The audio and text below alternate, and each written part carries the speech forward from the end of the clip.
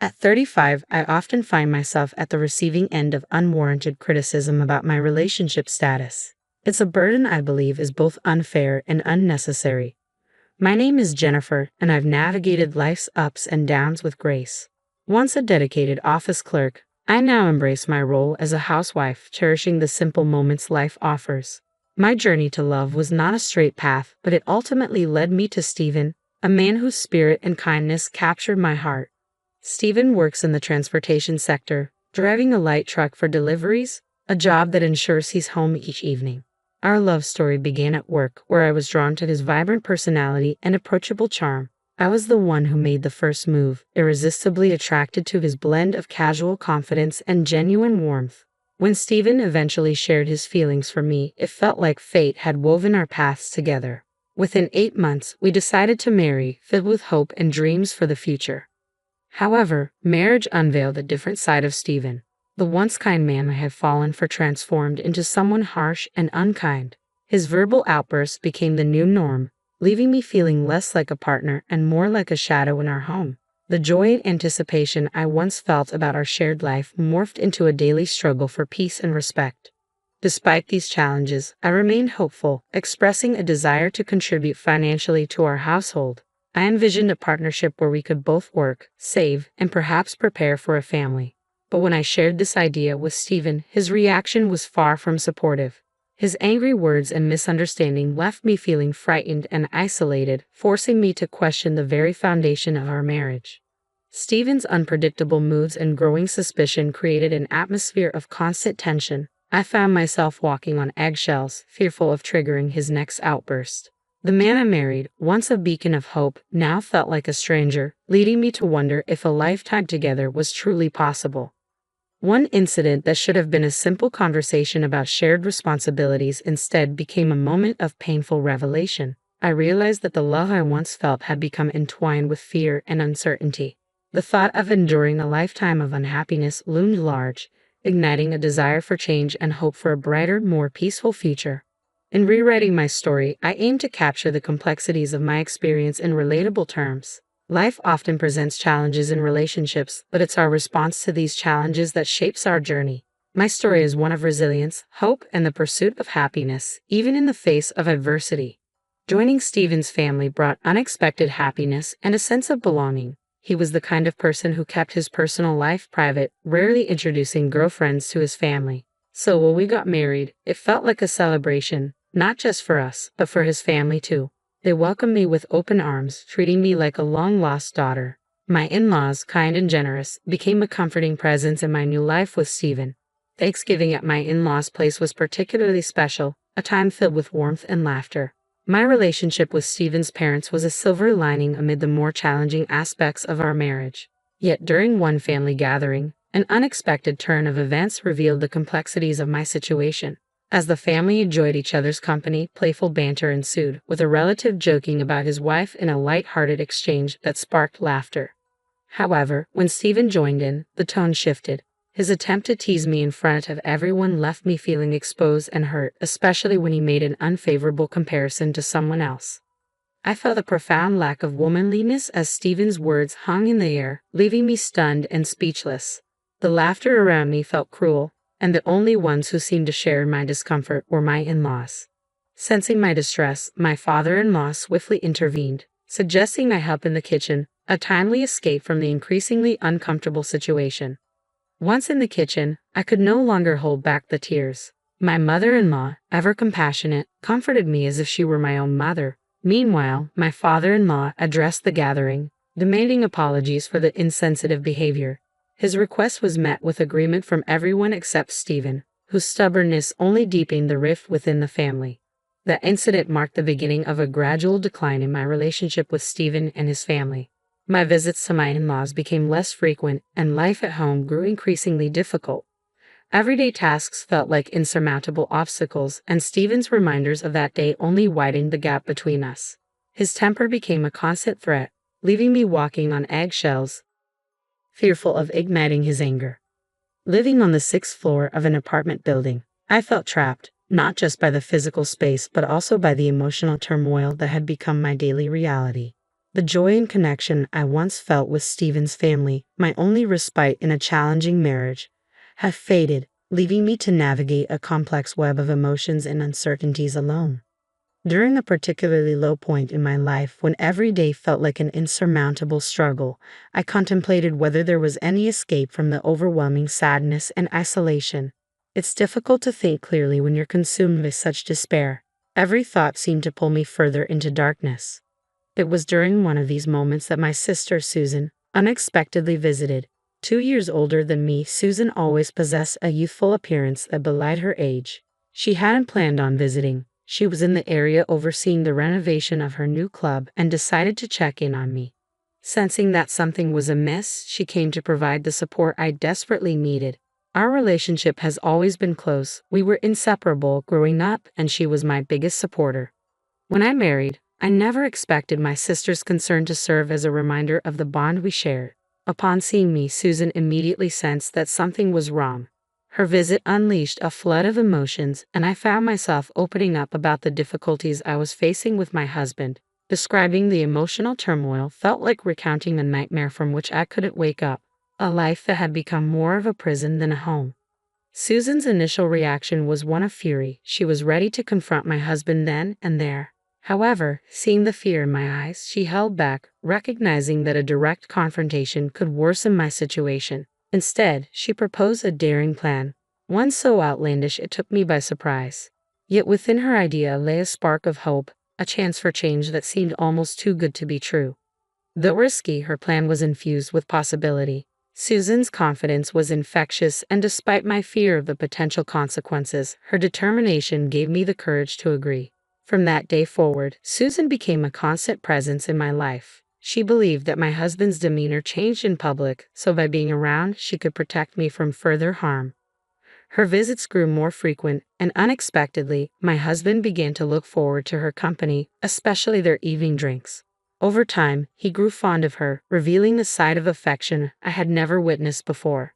Susan played her part brilliantly, ensuring he was well enough intoxicated each evening before she left, always offering to stay over as a gesture of camaraderie. Her approach was a delicate balance of intervention and observation, a testament to her commitment to helping me find a way out of my despair. With each visit, she not only provided a buffer between me and my husband but also worked quietly behind the scenes to implement her plan, a strategy that held the promise of freedom and a new beginning. Always gracefully declining Stephen's invitations to stay over, she promised to return the following day. For Stephen, these moments with Susan felt like a dream, to the extent that he seemed to forget about our marriage entirely. However, the dynamic was about to shift dramatically. Just as Susan was on the verge of reopening her club, Stephen unexpectedly announced that he wanted a divorce. He claimed he had found someone he cared more about and desired happiness with them instead of me. I was stunned by his sudden decision and the blunt dismissal of our life together. Refusing to accept his selfish rationale, I faced the cold reality that Stephen had already prepared for this moment, even mentioning that he had consulted a lawyer. During the formal meeting, Stephen threw baseless accusations my way, suggesting that I was only after financial gain and was willing to negotiate my exit from the marriage for a price. It was a stark revelation of his true feelings, or lack thereof, toward me. Despite his hurtful words and clear priorities, I approached the situation with a mix of resignation and strategic thinking, agreeing to the divorce under the condition of fair property division. As Stephen gleefully anticipated a swift and uncomplicated divorce, I couldn't help but reveal a knowing smirk, recognizing the irony of the situation. The proceedings began to unfold, but it quickly became apparent that this wasn't just a matter between Stephen and me. When we broke the news to his parents, they were vehemently against it. They couldn't fathom why Stephen would consider divorce, especially given how much I had integrated into and dedicated myself to the family. Their reaction was a blend of anger and disappointment. They saw me as part of their family, and the idea of separation was unbearable to them. Stephen's indifference to his parents' feelings highlighted a stark disconnect. His mind was seemingly made up, regardless of the impact on those around us who valued the family unit we had formed. Despite the initial despair, this moment reinforced the support and love his parents had for me, contrasting sharply with Stephen's readiness to abandon our marriage for a newfound affection. The defense against his resolve offered a small solace, reminding me of the familial bonds that extended beyond our failing marriage. Feeling a deep sense of betrayal towards Stephen's parents was inevitable, but their unwavering support helped me navigate the heartbreak of his decision. I had grown to love Stephen's family as if they were my own, and the thought of leaving them behind was heart-wrenching. If only my marriage to Stephen had turned out differently, I would have been honored to remain a part of their lives. The sorrow of the situation overwhelmed me, and tears streamed down my face uncontrollably. In stark contrast to my despair, Stephen reacted to his parents' desperate pleas with complete dismissal. Fueled by anger and defiance, he vocally rejected their concern and their insistence that he reconsider his decision. Their inability to support his sudden choice led to a dramatic fallout, resulting in Stephen being disowned on the spot. Following this confrontation, he left, presumably to start a new life with the person he claimed to love, and our divorce was finalized shortly thereafter. Half a year later, I found myself at an upscale French restaurant, enjoying dinner with my parents. During a brief moment outside to take a call, I unexpectedly ran into Stephen. His approach was marked by the familiar condescension I had grown to resent, and his tone instantly dredged up unpleasant memories. My expression must have revealed my feelings because he challenged me with a sneer, questioning whether I had moved on or found someone new. His mockery was a painful reminder of the man I had come to know during our marriage, someone whose true colors were hidden until it was too late. Before I could respond to his provocations, Susan appeared, her timing impeccable. Just as Stephen was about to boast about his new life, the smugness on his face was evident as he announced their plans to marry, wrapping an arm around her in a possessive gesture. I stood there composed, refusing to let his words or actions disturb me. My response was a silent, steely gaze, even as he flaunted his relationship with Susan, believing he had triumphed over me. Stephen's grin suggested he had won some victory, not only in life but also in love, as if his new relationship with Susan validated his choices. However, it was clear he remained oblivious to the true impact of his actions, the pain he had caused, and the relationships he had strained. He looked at me, expecting a reaction, but I remained unflustered, watching the scene unfold with calm detachment. I understood that the value of one's life and happiness cannot be measured by another's perceptions or spiteful remarks. In a twist that felt straight out of a drama, Susan coolly withdrew from Stephen's grasp and delivered a stunning revelation. She had no intention of marrying him. Her declaration left Stephen in a state of shock, his face a mixture of disbelief and confusion as he struggled to process her words. I couldn't help but let out a mockingly confused laugh as the carefully orchestrated scheme began to unravel before us. Stephen stood there, utterly bewildered, questioning the reality of the situation, unable to comprehend that Susan and I had orchestrated this entire scenario. Our goal was simple: secure the divorce and ensure a favorable settlement. As I joined Susan, our shared glances were filled with amusement over the success of our plan. Even as the truth began to dawn on Stephen, he struggled to accept it. The idea that Susan, who he believed to be deeply in love with him, was actually part of a ruse to expedite our divorce and secure a better financial outcome was too much for him to bear. His protests were met with feigned innocence and calculated responses from Susan, who maintained the act of having entertained him only as a client, never harboring any real affection. Her explanation, dripping with mock sympathy, was the final blow to Stephen's ego. She clarified that her interactions with him were strictly professional, a necessary facade to ensure the success of our plan. Stephen's reaction unfolded publicly, a chaotic mix of anger and disbelief as he voiced his outrage, unable to accept that he had been manipulated for the past 8 months. Amidst his tirade, Susan delivered a sharp retort, highlighting the absurdity of his expectations. Why would anyone genuinely want to be with someone capable of such emotional cruelty? Her words, though harsh, reflected the reality Stephen refused to acknowledge. As the situation escalated, I discreetly prepared to call for help if needed, wary of Stephen's potential for aggression. The charade we had maintained for half a year, a delicate balance of deception and strategy, had reached a successful conclusion, revealing the lengths we were willing to go to escape the toxic cycle of my marriage. The revelation, though shocking, was a testament to our resolve and the strength of our familial bond, standing together against adversity. Navigating the complexities of my marriage and eventual divorce felt like maneuvering through a maze.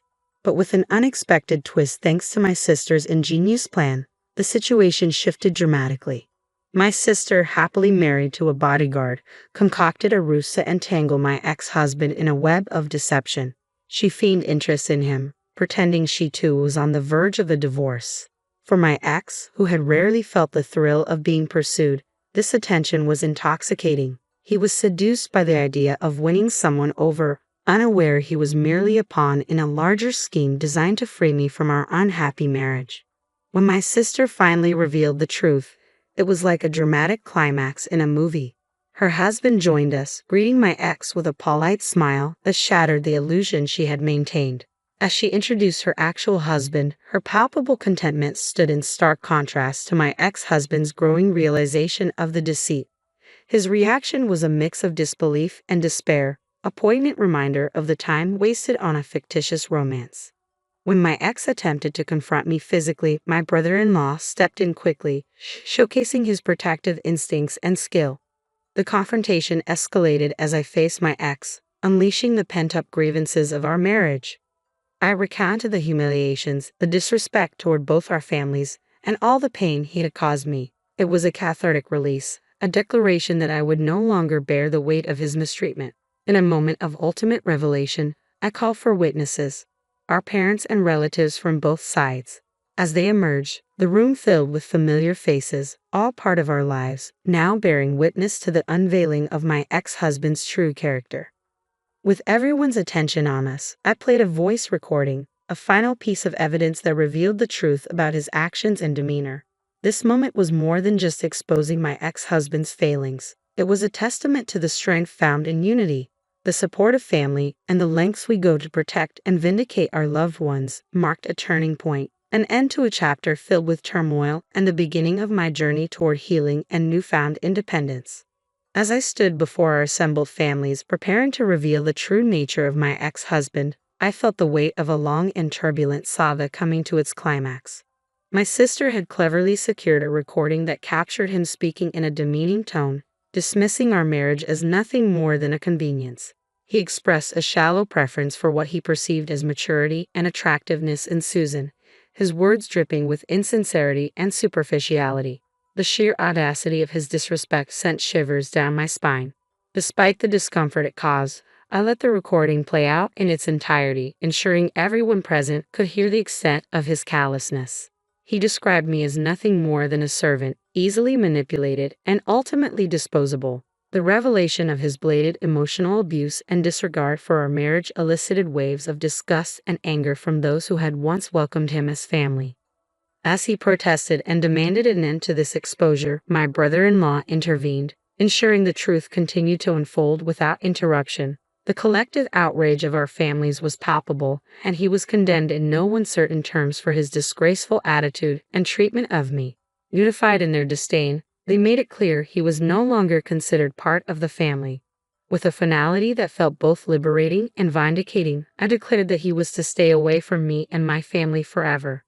I stopped the voice recorder, and my brother-in-law took charge of removing him from the premises. His attempts to resist were futile. He was physically escorted out. In a last act of desperation, he caused a scene outside the restaurant, leading to his being taken to the police station. The aftermath was a mix of relief and celebration. My sister and I, having orchestrated this cathartic revelation, exchanged high fives, a symbol of our victory over the injustice I had endured. Reserving the entire restaurant for this gathering proved wise, allowing everyone to process the evening's events and enjoy a meal together in a supportive, unburdened atmosphere. Susan's role in all of this was invaluable. Not only had she been instrumental in exposing my ex-husband's true character, but she also stood by me during my darkest times. This meal shared with her after such a long ordeal was more than just a meal. It was a symbol of our solidarity and resilience, the beginning of a new chapter. In the years that followed, my life took a positive turn. I began working with Susan, managing the accounting for her store, and maintained a warm relationship with my former in-laws, occasionally meeting them for dinners. My gratitude towards Susan knew no bounds, and I was determined to repay her kindness in any way I could. As for my ex-husband, Any attempts to intimidate or harass were swiftly dealt with by my brother-in-law, ensuring he never dared to trouble us again. It has been 11 years since those tumultuous days, and now, as I work alongside Susan, I'm reminded of how far I've come and the strength we found in each other. Every day, I'm committed to doing my best, grateful for the support and the second chance at a life free from the shadows of the past.